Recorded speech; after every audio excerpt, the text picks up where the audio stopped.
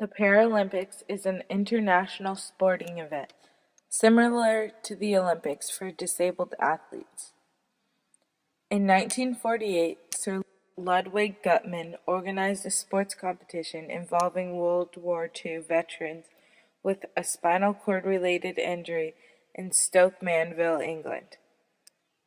4 years later, competitors from Holland joined the Games, and the international movement, now known as the Paralympic movement, was born.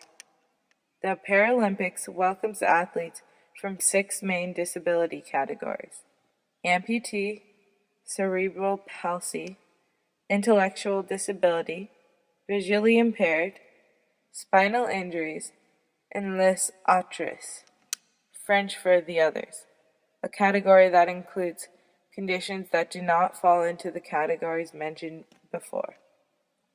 To participate in the Paralympic Games, athletes have to fulfill certain criteria and meet certain qualifying standards in order to be eligible. These criteria and standards are sports-related and are determined by the IPC sports chairpersons, the sports technical delegates, and the relevant international sports organizations. The Paralympics are about elite performance sport, where athletes go through a stringent qualification process so that the best or highest qualified based on performance can compete at the Games. The Paralympics have a similar chance of the Olympics to disabled athletes. Paralympians include athletes born with disabilities, along with athletes who have endured disabilities throughout their life from illness and accidents. Keith Davis is an incredible example of someone who didn't let anything, including a life-altering accident, stop him. Keith is well known as a basketball player and racer. Prior to his accident, Keith excelled in basketball, soccer, triathlons, surfing, dreaming of playing in the NBA. Keith was involved in a car accident which left him with the spinal cord injuries that paralyzed him from his sternum down. Since Keith was already an athlete, wheelchair sports seemed like a no-brainer. Just 8 months out of rehab, Keith mastered wheelchair basketball and was on his way to earning athletic and academic scholarships for sports and music at the University of Illinois. University of Illinois boasts an elite wheelchair sports program, the nation's first, with talented coaches, high expectations, strong competition, and a 5-hour-a-day training commitment. This is the big league, not weekend recreation. Keith excelled in wheelchair sports and went on to make the national championship team and eventually earn an alternate spot on the Paralympic basketball team. Keith's success did not stop at basketball. After the University of Illinois, Keith decided to do track. Racing is the toughest sport and demands a very high level of spiritual, physical, and emotional strength, says Keith. It's all on you. That's the kind of athlete I wanted to be. My goal was to be the best within 5 years. He did it in 3. I formed a racing team, Revolution X, as a way to stay motivated and draw sponsorship, because the prize money isn't enough to live on. We were all young and hip and tried to present an image that said, I wish I could do that, with cool clothes and hot chairs. You're totally in your head, asking, can I do this? Do I have what it takes? Excellence requires passion and motivation to move through the disappointment and pain and try again. Those are lessons I used in dealing with hard times.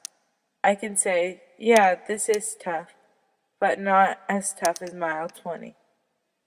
I got better by being blown away. Keith made the Paralympic racing team in 2000 by qualifying for 6 events. Music also works as another method of self-exploration requiring more thinking and creativity. In sports and racing, you're basically imposing your will onto someone else, he says.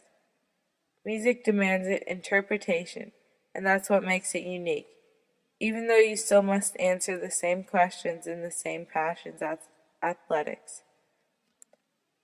Music served as an emotional outlet, and Keith learned to write and produce and eventually produced a hip-hop album.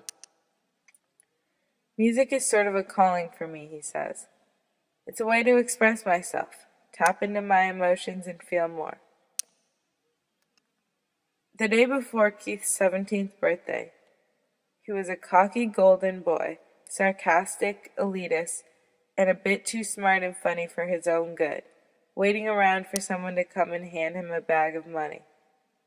The next thing he knew, he was suspended upside down in his friend's car without any feeling in his legs, having an out-of-body experience, and an hour later he was in a helicopter and on his way to a trauma center and surgery.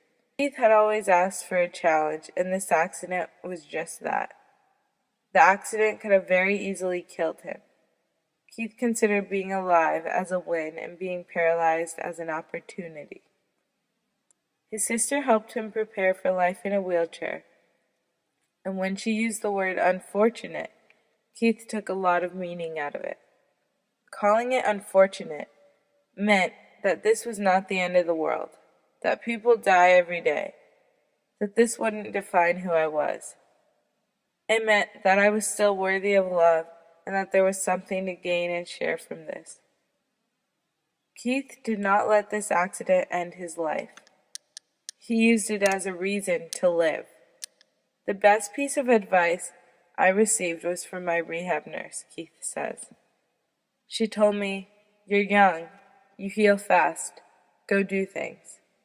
What I heard was it was okay to be like I was, that the wheelchair wasn't a big deal, that I shouldn't worry about the bad things that happen. And that's still the heart of what he says he's learned. I can never be happy being afraid of being a victim, he says. This is an opportunity for self-exploration, creativity, and challenge. Life is like a match. You can choose for it to be a slow burn or something intense that you can use to start a fire. Well, now I'm 41 years old, and I've always been into sports, and I did them competitively for a lot of years. Got into wheelchair basketball, had a lot of success, wheelchair racing, national champion, and went to the Paralympics in Sydney. And then I took a break from competitive sports for about 10 years, 11 years, to focus on some other passions that I had. One being music, one being my spiritual development.